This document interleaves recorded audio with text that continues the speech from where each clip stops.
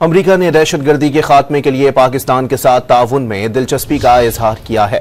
अमरीकी वज़ीर ख़ारजा Marco Rubio ने वज़ीर ख़ारजा इसहाक डार से टेलीफोन पर राब्ता किया, जिसमें दो तरफा ताल्लुकात और माशी ताउन के अलावा इलाकाई सलामती और इंसदाद दहशतगर्दी के शोबे में ताउन की अहमियत पर जोर दिया गया।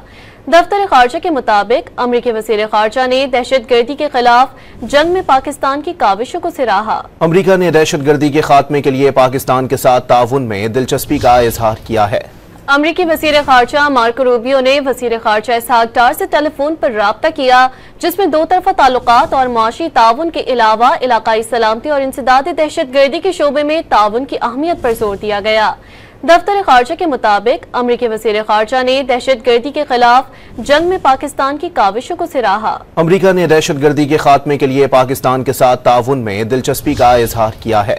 अमरीकी वज़ीर ख़ारजा मार्को रूबियो ने वज़ीर ख़ारजा इसहाक डार से टेलीफोन पर राब्ता किया, जिसमें दो तरफा ताल्लुकात और माशी ताउन के अलावा इलाकाई सलामती और इंसदाद दहशतगर्दी के शोबे में ताउन की अहमियत पर जोर दिया गया।